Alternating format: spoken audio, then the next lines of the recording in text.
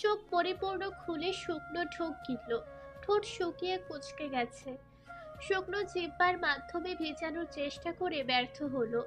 মাথা কাত করে অচিকে দেখে মলিন হাসি দিল। অচি এক গ্লাস পানি অনুর মুখের সামনে ধরলে বিনা বাক্যে খেয়ে নিল। ওঠার চেষ্টা করে ব্যর্থ হলো। সমস্ত শরীর ব্যথায় নড়তে পারল না। অনু চোখ বন্ধ করে কিছু একটা চিন্তা করে চোখ চাপটে খুলে ফেললো। ঝরে ঝরে শ্বাস নিতে লাগলো। শরীর থরথর করে কাঁপতে লাগলো। অনু অস্বাভাবিক আচরণ করতে লাগলো। অজয় বুঝতে পারছে গতকালের ঘটনা মনে পড়েছে। চিন্তাধারা বেশি দূর আগাতে না দিয়ে ধীর গলায় গাম্ভীর্য টেনে বলে উঠল, কাল গভীর রাতে নদীর ঘাটে গিয়েছিল কেন?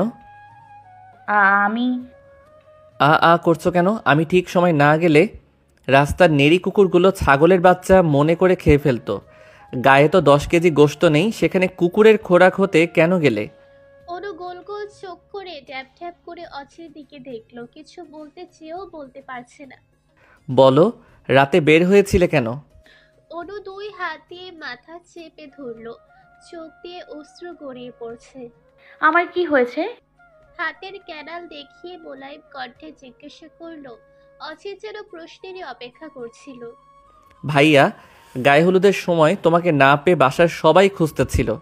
আয়শা বলল তুমি নাকি ছোট আম্মু ঘরে ঘুমিয়েছো, কিন্তু আমি গিয়ে দেখি তুমি সেখানে নেই। একজন বলল তুমি নাকি বাসা থেকে বেরিয়ে গেছো। আমি সাথে সাথে লোকটার বলে দেওয়া লোকেশন অনুযায়ী গিয়ে দেখি তুমি নদীর ঘাটে কৃষ্ণচূড়া গাছের সাথে হেলান দিয়ে অজ্ঞান হয়ে আছো।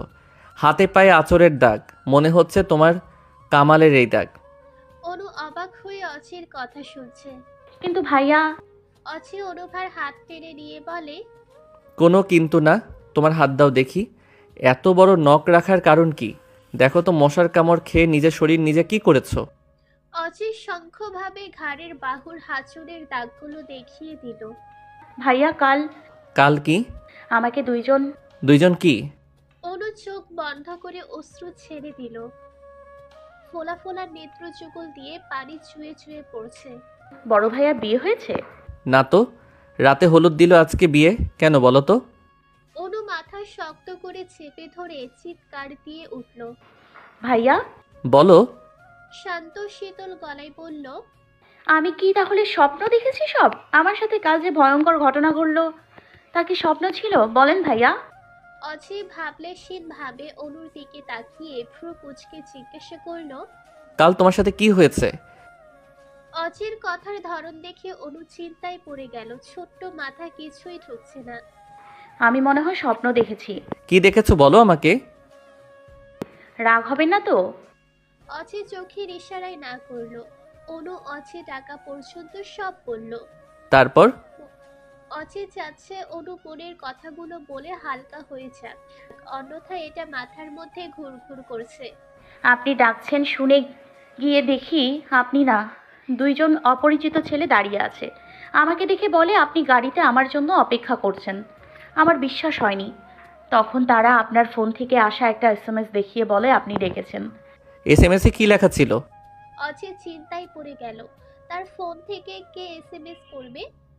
আপনি বলেছেন তুমি ওদের সাথে আসো। আমি তখন ওই ছেলে দুটোর সাথে গাড়ির কাছে গিয়ে দেখি উম, ও গাড়িতে আপনি না।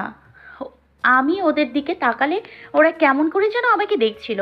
আমি অনেক ভয় পেয়ে যাই। সাথে সাথে আমি সেখান থেকে পালানোর জন্য ছুটতে থাকি। একের পর এক জায়গায় লুকিয়ে পড়ি, কিন্তু ওরা আমাকে খুঁজে বের করে, আমার ওড়না টান দিয়ে খুলে ফেলে। অনু হু হু করে কেঁদে ওঠে। অচি দাঁতে দাঁত চেপে অনুর সব কথা শুনছিল। অনুর কান্না দেখে মাথায় হাত বুলিয়ে দিয়ে বলে, কাল এমন কিছুই হয়নি, তুমি হয়তো স্বপ্ন দেখছিলে। এসব কথা মনে রেখো না। স্বপ্ন সব সময় স্বপ্নই হয়, এটা বাস্তবের সাথে কোনো মিল নেই। তুমি বুদ্ধিজীবী পুষ্প, তুমি তো জানো স্বপ্ন কখনো বাস্তব হয় না। আর এসব নিয়ে চিন্তা না করে তোমার মার বিয়ে এনজয় করো। আর এসব কথা অন্য কাউকে বলো না, সবাই হাসবে তোমার উপর। বলো তো তখন কেমন হবে? অনুকে সুন্দরভাবে বুঝিয়ে রুম থেকে বিজয়ের হাসি দিয়ে বেরিয়ে গেল। অনু আয়শা আর আয়রাকে একইভাবে সাজানো হলো। অনুর গায়ে খুব জ্বর, তবুও স্টেজে নিয়ে আসা হয়েছে। খানবাড়ির সবাই অনুর দিকে আলাদা নজর রেখেছে। অনু চুপ করে আয়োজনের পাশে বসে আয়েশার গল্প শুনছে। বিয়ের প্রত্যেক মানুষকে পুঙ্খানুপুঙ্খানুভাবে পরখ করছে। অনু কারো মাঝে কোনো অস্বাভাবিক দেখছে না, তবুও ভেতরে ভয় যেন তার পিছুই ছাড়ছে না। তিথি মলিন মুখে অচির পাশে দাঁড়িয়ে আছে, হয়তো অচিকে কিছু বলতে চাচ্ছে, কিন্তু দ্বিধা আর লজ্জায় বলতে পারছে না। অনু না চাইতেও বারবার তার নজর সেদিকে যাচ্ছে। আয়শু, অজি ভাইয়া কি তিথি আপুকে ভালোবাসে? জানি না রে, কেন? দেখ কখন থেকে ভাইয়ার পাশে দাঁড়িয়ে আছে, লজ্জায় গাল দুটো রক্তিম হয়ে আছে। হয়তো ভাইয়া কিছু বলেছে, অথবা আপু ভাইয়াকে বলতে চাচ্ছে। ওসব বাদ দে, আমার তিথি আপুকে ভাইয়ার জন্য পছন্দ না। কেন? আপু তো দেখতে অনেক সুন্দর, যে কোনো ছেলে এক দেখায় পছন্দ করে ফেলবে।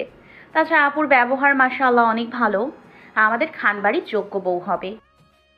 কিন্তু আয়রা আপুর মতো কেউ হবে না।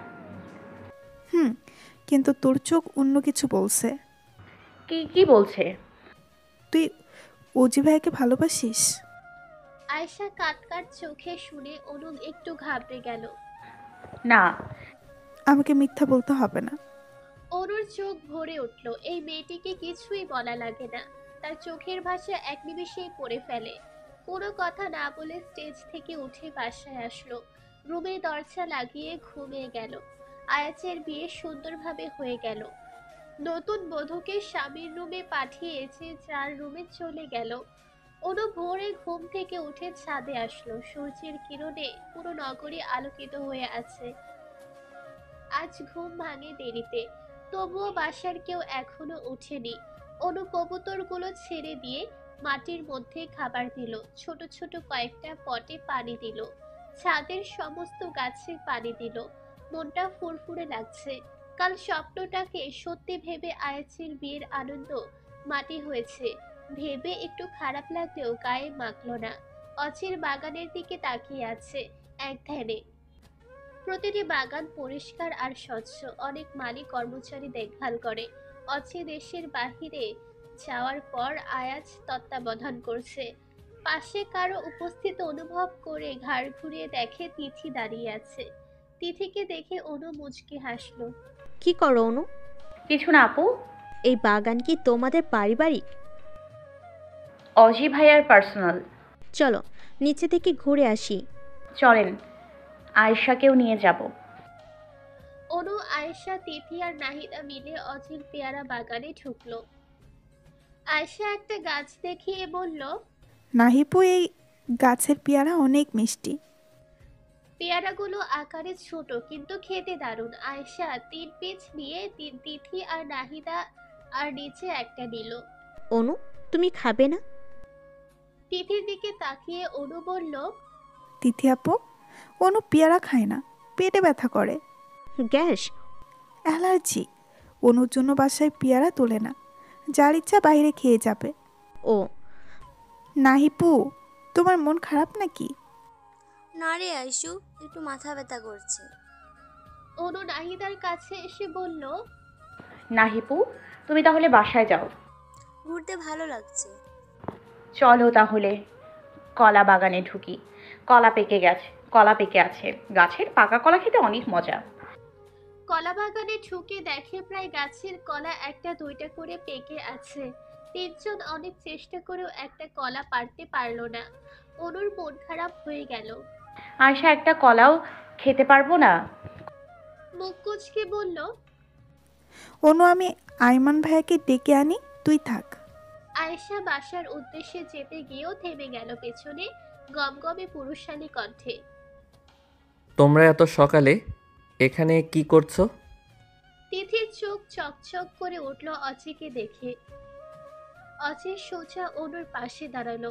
তিথির মন খারাপ হয়ে গেল। সে ভেবেছে অচি তার কাছে আসবে, কিন্তু অনুর কাছে যাওয়াটা একটু আঘাত করলো। অনু অচির দিকে দৃষ্টি দিয়ে বলে, কলা খাবো। অচি একজন মালিকে ডেকে এক ছড়ি পাকা কলা দিল, যদিও পরিপূর্ণ পাকে নাই। অচি বাসায় যেতে বলে নিচেও বেরিয়ে গেল। অনু, আয়শা, তিথি, নাহিদা বাগান থেকে ঘুরে বাসায় আসলো। সবাই ফ্রেশ হয়ে নাস্তার টেবিলে আসলো। নীরা বেগম অনুর কাছে বসলেন। অনু, আসো আমি তোমাকে খাইয়ে দিই। অনু খুশি হয়ে মায়ের গা ঘেঁষে বসলো। নীরা বেগম মেয়েকে খাইয়ে দিচ্ছে আর গল্প করছে। অনু মনোযোগ দিয়ে শুনছে, মাঝে মাঝে হেসে উঠছে। নায়ক অপলক চোখে অনুভাকে দেখছে। নায়ক নাহিদ শেখের কড়া নিষেধ অনু থেকে দূরে থাকা। নাহিদ শেখ বলেছে যখন সময় হবে তখন অনুকে তাদের ছেলের জন্য চেয়ে নিবে, আর যদি বাড়াবাড়ি করে তাহলে তার আগে পিছে থাকবে না। আয়াত খান অনুর পাশে বসলেন।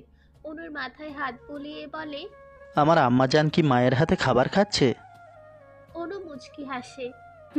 আপু আসেন, আমি আপনাকে খাইয়ে দিই। আয়াত খান মন খারাপ করলেন। আম্মাজান এটা খুব অন্যায় করলেন আমার সাথে। একটু আগে নাস্তা করলাম, এখন কিভাবে খাবো বলেন? অনু হেসে বাবার গায়ের সাথে গা ঘষে বলে, যখন ক্ষুধা লাগবে তখন খাইয়ে দিব। আয়াত খান মেয়ের ললাটে চুমু এঁকে দিলেন। নাস্তার পর্ব শেষ করে অনু আর আয়েশা ছাদে আসলো। অনু, আয়রা ভাবিকে তোর কেমন লাগে? অনেক ভালো। সকাল থেকে লক্ষ্য করছি ভাবির মন খারাপ, হয়তো অনেক কান্নাকাটি করেছে। কি বলছিস এসব? আয়াজ ভাইয়াকে আমি একবারও দেখি না, নাস্তার সময়ও ছিল না। সেটাই তো বলছি। আপুর সাথে কথা বলে আসি চল। দুই বোন আয়াছের রুমের সামনে আসলো। আয়রা নিচ থেকে আসতেই দুই বোনকে দেখে কৃত্রিম হেসে বলল, আপু আসো আমরা গল্প করি। আসো। অনুরা আয়াছের রুমে ঢুকলো। অনুভা অভ্যাস মোতাবেক লাফিয়ে খাটে শুয়ে পড়ল। আপু তুমি কি জানো আমি 7 বছর পর্যন্ত এই খাটে ঘুমিয়েছি? না, 7 বছর? ভাইয়া আমাকে খুব আগলে রাখতো। বড় মা অসুস্থ ছিল, ভাইয়া আমার সব করতো। এক কথায় মায়ের সব দায়িত্ব পালন করেছে। আমি তো ভাইয়াকে মা বলে ডাকতাম। আমি মা বললে ভাইয়া খুশিতে আমাকে বুকের মাঝে লুকিয়ে রাখতো। আমি আঘাত পেলে ভাইয়া ব্যথা পেত। এমনও হয় আমার কোনো বিপদ হলে ভাইয়া সবার আগে বুঝতে পারে। যেখানে মায়েরা সন্তানের ব্যথা অনুভব করে, সেখানে আমার মা সমেত ভাইয়া ব্যথা পেত। অনুর চোখ দিয়ে দুই ফোঁপা অশ্রু গড়িয়ে পড়ল। আয়রা বিস্ফোরণ নয়নে অনুর দিকে তাকিয়ে আছে। অনু তো সত্যি কথাই বলল। সেদিন অনুর বিপদের আভাস সবার আগে আয়াজ টের পেয়েছে। আয়াজের পাগলামি নিকট থেকে দেখেছে। আপু, ভাইয়া খুব যত্ন করে ভালোবাসতে জানে, তবে ভাইয়াকে বুঝতে হবে, ধৈর্য ধরতে হবে। আমি তোমার চোখে এক রাশি ব্যথা অনুভব করছি, যেটা হয়তো আমার ভাইয়ার থেকে পাওয়া। আমি ছোট তাই জানতে চাই না কি হয়েছে তোমাদের মাঝে, তবে আমি বলবো আমার ভাইয়া যেন তোমার দ্বারা আঘাত না পায়। আপু, আমি প্রতিদিন সকালে ভাইয়ার হাতের খাবার না খেলে তৃপ্তি পাই না, কিন্তু আজ আমি ভাইয়াকে পাইনি। আমি 2টা রুটি খেয়েছি কিন্তু পেট এখনো ভরেনি। আমি কিছু বলিনি কারণ ভাইয়া আর আগের মতো আমাকে চাইলেও সময় দিতে পারবে না। আমিও আর ভাইয়ার জন্য পাগলামো করব না। অনু আচমকা আয়রাকে জড়িয়ে ধরে ফুপিয়ে কেঁদে উঠল। আয়রা ভেবেচাকা খেয়ে গেল। অনুর উপর চাপা একটা রাগ ছিল আয়রার মনে। আয়রার ধারণা ছিল অনুর জন্য তার আর আয়াছের মাঝে দূরত্ব বাড়ছে, কিন্তু ধারণা এই পিচ্ছি মেয়েটি এক নিমিষেই গুড়িয়ে দিল। যে মেয়ে তার ভাইকে মায়ের স্থানে দিয়েছে, সে ভাই কেন মেয়েটিকে সন্তান মানবে না? তার সন্তানের এত বড় দুর্ঘটনা গেল, তার ভাই কি করে এত দ্রুত সব ভুলে নিজের সুখে সংসার সাজাবে? আপু কথা দাও, আমার ভাইয়াকে কখনো ভুল বুঝবে না। আয়রা হাতের উপর হাত দিয়ে মুচকি হেসে বলে, আমার পিচ্চি বোন, তোমার ভাইয়াকে আমি কখনোই ভুল বুঝবো না এবং কষ্টও দেব না। অনু খুশিতে গদগদ হয়ে গেল। আমিও কথা দিলাম, ভাইয়াকে বলবো তোমাকে যেন কখনো কষ্ট না দেয়। আয়রা অনুর কপালে ওষ্ঠ ছুঁয়ে দিল। অনু আয়শা সাজুগুজু করে রুম থেকে বের হলো। আজ আয়াছের বউ ভাত মেহমান দিয়ে বাড়ি ভরে গেছে। তিথি আর নাহিদা রেডি হয়ে বেরিয়ে আসলো। হঠাৎ অনুর চোখ সদর দরজার দিকে আটকে গেল। অনু খুশিতে লাফিয়ে উঠল। নাহিপু, দেখ কারা আসছে। অনু গোলাপি লেহেঙ্গার দুই পাশ ধরে সিঁড়ি দিয়ে দৌড় দিল। অনুর বড় খালা তাহেরা চৌধুরী, তার মেয়ে আরাবি আর আবির এসেছে। অনু ছুটে গিয়ে আরাবিকে চাপটে জড়িয়ে ধরলো। অনু ছোট থেকে আরাবিকে পেলে যেন জান হাতে পায়। আচমকা জড়িয়ে ধরে আরাবি 2 পা পিছিয়ে গেল। আপি, আপি, আমার প্রিয় আপি, তোমাকে কতদিন পর দেখলাম। আরাবি 2 হাতে আগলে ধরলো। আয়াছের বিয়ে উপলক্ষে তারা সিলেট থেকে এসেছে। নাহিদা এসে চোখ দিল। তাহেরা চৌধুরীকে সালাম দিয়ে আরাবিকে নিয়ে নিচের রুমে নিয়ে আসলো। আপি, তোমাকে অনেক মিস করেছি। গাল ফুলিয়ে বলে। আরাবি অনুর গাল টেনে দিয়ে বলে, আমার পাকনিকেও আমি অনেক মিস করেছি, তাই তো ছুটে আসলাম। অনু খুশি হয়ে গেল। অনু, তুই আরাবি আপুকে পেলে আমাকেও ভুলে যাস, এটা কি অন্যায় না? আয়েশার কথা শুনে আরাবি হেসে তাকেও কাছে ডেকে নেয়। দুই বিচ্ছু একে অপরকে ভোলে না, শুধু সমাজ রক্ষা করে। বাদ দাও, তোমাদের লেখাপড়া কেমন চলছে? চলছে না, খালি দৌড়চ্ছে আপু। দুই দুষ্টু পড়াশোনা করে নাকি শুধু দুষ্টুমি করে? আপি, আমি একদম দুষ্টুমি করি না। অনুর ইনোসেন্ট চেহারা দেখে আরাবি হেসে দিল। আরাবির এক পাটে সাদা দাঁত ছিকছিক করে উঠল।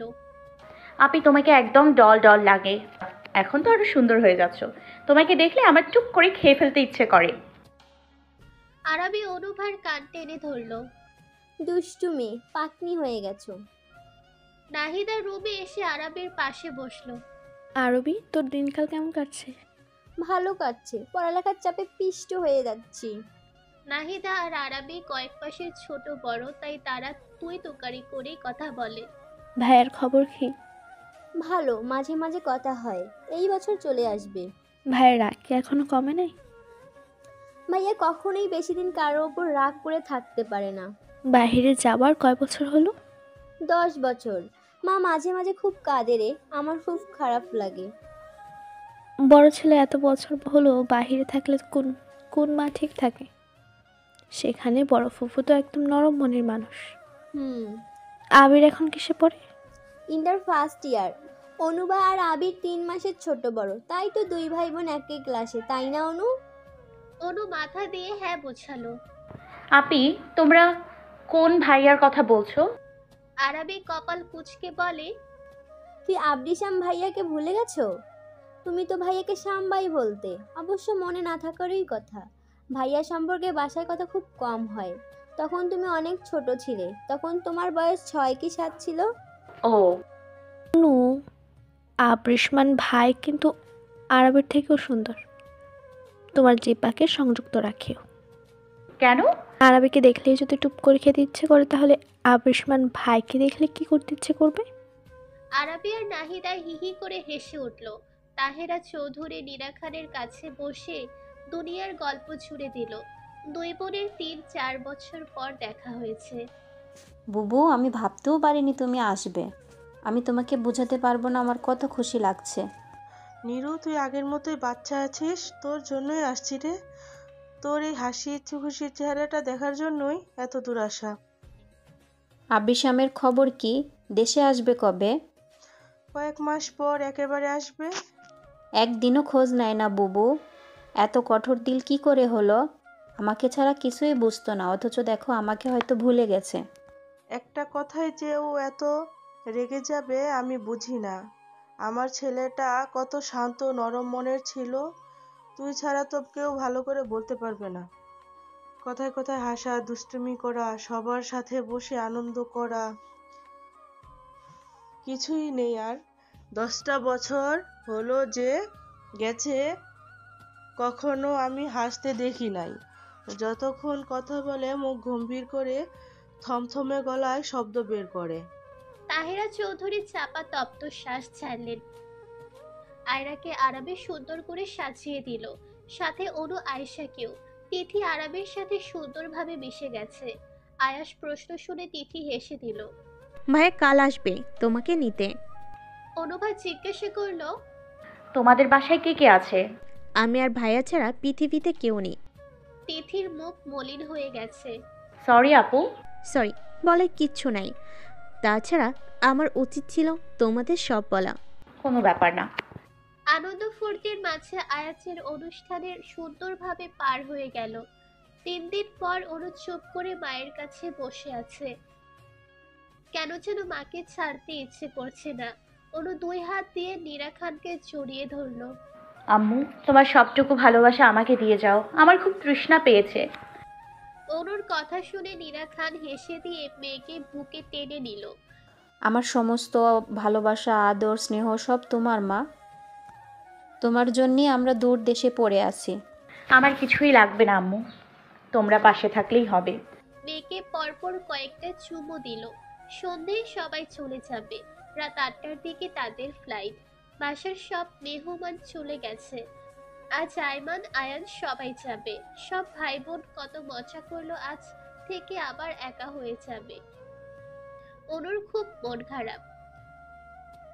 তিথি যাওয়ার আগে অনুকে আড়ালে টেকে নিয়ে বলে, অনুভা, আমার মনে হয় তোমাকে একটা কথা জানানো উচিত।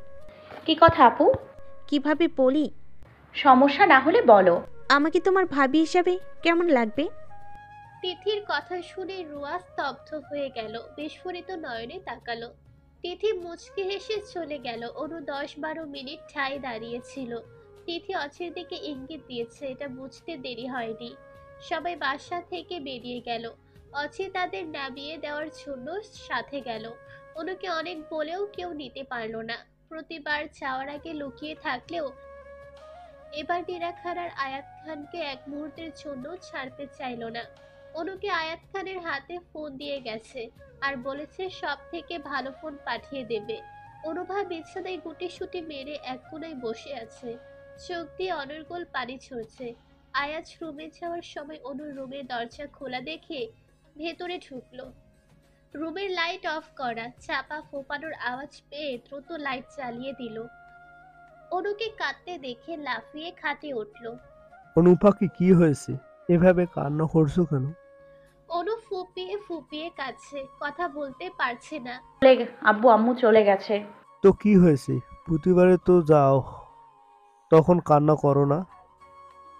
খুব কষ্ট হচ্ছে, মনে হচ্ছে আম্মুর উষ্ণতা আর পাবো না। আব্বুর আম্মা জান ডাক আর শুনবো না, এমন কেন মনে হচ্ছে? অনুর কান্নার কারণে কথা বের হচ্ছে না।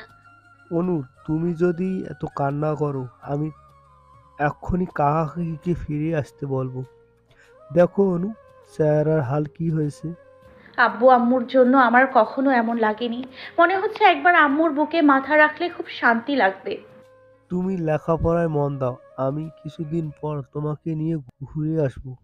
আয়াছের কথা শুনে অনু শান্ত হলো, তবে একটু পর পর হিচকি তুলছে। আয়াছের আওয়াজ পেয়ে আয়রা আর সারা খান আসলো। সারা খান অনুকে বুকে ছড়িয়ে নিলেন। কাঁদতে কাঁদতে চেহারার হাল বেহাল বানিয়ে ফেলেছে। সারা খান আয়রার দিকে তাকিয়ে বলে, আয়রা মামুনি, অনুর জন্য এক প্লেট খাবার নিয়ে আসো, সারাদিন হলো কি না খেয়ে আছে। আয়রা খাবার নিয়ে আসলে আয়াজ অনেক বুঝিয়ে কয়েক লোকমা খাইয়ে দিল। চুলগুলো এলোমেলো হয়ে দেখে আয়াজ সুন্দর করে মাথা আছড়ে বেঁধে দিল। আয়রা মুগ্ধ হয়ে আয়াজের কাজ দেখছে। একটা ছেলে হয়ে বেদির অনেক কাজ অনায়াসে করে দেয়। সারা খান অনুর পাশে শুয়ে পড়লেন। অনু ঘুমিয়ে গেলে আস্তে করে উঠে চলে গেলেন। অচি অনেক রাত্রে বাসায় আসলো। পুরো বাসা অন্ধকার হয়ে আছে। অচি নিচের রুমে এসে ফ্রেশ হয়ে নিল। দেশে আসার পর 2 দিন হলো নিচের ব্যবসার পাশাপাশি পারিবারিক ব্যবসার হাল ধরেছে, তাই ভোরে যায়, গভীর রাতে আসে। নাস্তার সময় বাড়ির মানুষের সাথে দেখা হলেও রাত্রে হয় না। আজকে আবার নীরা খানদের রাখতে যাওয়ার বেশি লেট হয়েছে। অচি ধীর পায়ে অনুভার রুমে আসলো। রুমের বাতি অন করে অনুর মাথার কাছে বসলো। মেয়েটা নিশ্চুপ হয়ে ঘুমিয়ে আছে। মুখের ওপর ছোট ছোট চুল এসে পড়েছে। অচি আলতো হাত দিয়ে সরিয়ে দিল। কান্নার কারণে চোখ মুখ লাল হয়ে আছে। চোখের কার্নিশে এখনো অশ্রুর দাগ লেগে আছে। লাল ফোলা গালে অচির শক্ত খসখসে হাত রাখলো। অনু হালকা কেঁপে উঠল। গোলাপি ঠোঁট চূড়ায় হাতের আঙুল দিয়ে ছুঁয়ে দিতে গিয়েও থেমে গেল। ললাটে গভীরভাবে চুমু দিল। অনু চোখ মুখ কুঁচকে দিল। অচি বাতি অফ করে রুম থেকে বেরিয়ে আসলো। অচি তারেকের সামনে বসে বলে, ওজি, অনুভাকে এত ভালোবেসে দূরে রাখার কারণ কি? তাছাড়া এক বাড়িতে থাকিস, কখন কি হয়? কি করব বুঝতে পারছি না। ছোট আব্বু এখন বিয়ে দিতে রাজি না। বেশি বাড়াবাড়ি করলে না করতেও সময় নেবে না। কি বলে? 20 পূর্ণ না হওয়া পর্যন্ত দিবে না। 18 থেকে তোর শ্বশুর 20 বছরে গেল কেন? আমাদের বংশের মেয়েদের 20 না হলে বিয়ে দেয় না। অনুভা তো তোর জন্য পাগল। তুই চাইলে এখন বিয়ে করে গোপনে রাখ, পরে পারিবারিকভাবে বিয়ে করে নিস। অচির জোরে শ্বাস ছাড়লো। কিছু কথা মনোযোগ দিয়ে শোনো। অনু দুনিয়া সম্পর্কে খুব কম বোঝে। এটা আয়াজ ভাইয়ার কারণে। ভাইয়া অনুকে কখনো বাহিরের মানুষের সাথে মিশতে দিত না। 17 বছরেও অনুর ফোন নেই, স্কুল কলেজে কোনো বান্ধবী নেই, এক আয়শাতেই সীমাবদ্ধ। কিন্তু আয়শা পুরোটাই আলাদা। অনু বহিরাগত বিষয়ে যেটা বুঝতে 1 মাস লাগবে, আয়েশার একদিন যথেষ্ট। লেখাপড়ার বিষয়ে অনু যেটা 1 মিনিটে বুঝবে, আয়েশার 1 মাস লাগবে। অথচ 2 বোন একসাথে থাকে। কারণ কি জানিস? বাধ্যগত। অনুকে ভাইয়া যা বলবে তাই করবে। 2 বছর আগে সেদিন চলে যায়, তার আগের রাতে আমি ফার্স্ট অনুকে লিপ কিস করি। অবাক করা বিষয় কি জানিস? মেয়েটা কিছুই ফিল করেনি, এমনকি তার মাঝে সামান্য অনুভূতি বা লজ্জার লেশ মাত্র ছিল না। কারণ সেটা স্বাভাবিক আদর ভেবেছে। সে অপরাধে আমি 2 বছর অনুর সাথে কথা বলিনি। অনু ভাইয়ার কাছে অনেকবার আমার সাথে কথা বলবে বলেছে, কিন্তু আমি ভাইয়াকে রাগ দেখিয়ে থামিয়ে রাখতাম। আমার উপরে ওর আলাদা টান আছে, সেটা ভালোবাসার না, অবুঝ মনের অনুভূতি। কি বলছিস তুই? ঠিক বলেছি। তোর বোন আমার সাথে বাসায় যাওয়ার পর প্রথমে মানতে পারিনি, হয়তো কেউ কিছু বুঝিয়েছে। এরপর থেকে তিথির সাথে স্বাভাবিকভাবে মিশে গেছে। তুই কি ভাবছিস? অনুবা তোকে ভালোবাসে না? ভাবছি না, শিওর। কিভাবে? আমি বাচ্চা না, তারেক পূর্ণ যুবক। আমার এটা আবেগের বয়সও না। ওজি, আমরা যা ভাবি এখনটার বাচ্চাগুলো সেরকম না। তুই বলিস অনু খুব চাপা, এমন তো হতে পারে অনু তিথি আর তোকে ভুল বুঝে নিজেকে শুধরে নিয়েছে। জানি না, তবে যেমন আছে থাকুক। ওর জীবনে যদি কেউ আসে তখন কি করবি? তার জীবন নিয়ে নিব। আমি অনুকে যত্নে মানুষ করিনি ঠিকই, তবে যত্নে আগলে রাখবো। ওর জন্যই আমি চলে আসলাম। এখন বড় হয়েছে, বুঝতে শিখেছে, ভুল যেন না করে। যা ভালো বুঝিস কর। ওরও কলেজের ক্যাম্পাসে বসে নোট করছে। আয়েশা ক্যান্টিনে 2 কাপ কফি আনতে গেল। এমন সময় তিথি আসলো। তিথি অনার্স প্রথম বর্ষের স্টুডেন্ট, অনুদের কলেজে পড়ে। তিথি অনুর পাশে বসলো। তিথিকে দেখে অনু একটু অবাক হলো। আপু তুমি এখানে? আমি এই কলেজেই পড়ি। অনু খুশি হয়ে গেল। হঠাৎ তিথির সেদিনের কথা মনে পড়তে মন খারাপ হয়ে গেল। অনুভার হাত থেকে নোটটি নিয়ে উল্টো পাল্টা দেখলো। বাহ অনু, তোমার লেখা তো খুব সুন্দর। হাতে ঘড়ি কে দিয়েছে? আমার সবকিছুই আয়াজ ভাইয়া। তোমাকে একটা প্রশ্ন করেছিলাম, এখন উত্তর দাও। অনুর প্রচন্ড রাগ উঠছে, কিন্তু তিথিকে বুঝতে দিল না। না বোঝার ভান করে বলল, কোন প্রশ্নের উত্তর আপু? ভুলে গেছো? মনে হচ্ছে না। তিথি ফোঁস করে শ্বাস ছাড়লো। তোমার অজি ভাইয়া বিয়ে করবে কবে? অনু কেঁপে উঠল। তিথিকে খুব ভয় লাগছে। তিথি দেখতে শুনতে সুন্দর, স্মার্ট, শিক্ষিত, বুদ্ধিদীপ্ত। অজের সাথে মানাবে ভালো। অনুর মাথা ঝিমঝিম করে উঠল অজানা আশঙ্কায়। তার ছোট্ট মনের যত্নে গোড়া অনুভূতি কি সবার অজান্তেই হারিয়ে যাবে? অজি অন্য কারো হলে কি সে থাকতে পারবে, দেখতে পারবে প্রিয়জনের সাথে অন্য নারীকে? যদিও আগে এই অনুভূতি বুঝেনি, কিন্তু এখন স্পষ্ট বুঝতে পারছে সে অজির প্রতি অনেক দুর্বল। এই দুর্বলতাকে ভালোবাসা বলে কিনা জানা নেই। হৃৎপিণ্ড ধুক ধুক করছে, গলা শুকিয়ে কাঠ হয়ে গেছে। শুকনো ঢোক গিলে বলল, আপু আমি আসি। অনু উঠতে ধরলে তিথি হাত ধরে থামিয়ে দিল। আরে আরে, কোথায় যাও? আয়শা কোথায়? ও আসলে যেন। অনু মনের বিরুদ্ধে তিথির পাশে বসলো। এই তিথিকে তার একদম পছন্দ না। তার প্রিয় অজি ভাইয়ের দিকে নজর দিয়েছে। তার পাশে বসে থাকতে গা জ্বালা করছে। না পারছে বলতে, না পারছে সরতে। তিথির ফোনে একটা কল আসলে বলে, অনু আমি 5 মিনিট পরে আসছি, তুমি এখানেই থেকো, তোমার সাথে আমার ইম্পর্টেন্ট কথা আছে।